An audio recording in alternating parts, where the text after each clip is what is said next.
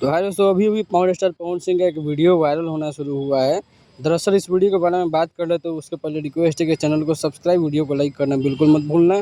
तो ये video power star Pawan Singh के गांव आरा जोकोहरी का बताया जा रहा है, जहां पे पवन सिंह अपना नया गाना जो शूट करके वहीं निकल चुके अपने गाँव, क्योंकि इसके पहले जो पवन सिंह गए थे जवैनिया गाँव, वहाँ पर लोगों से मिल नहीं पाए।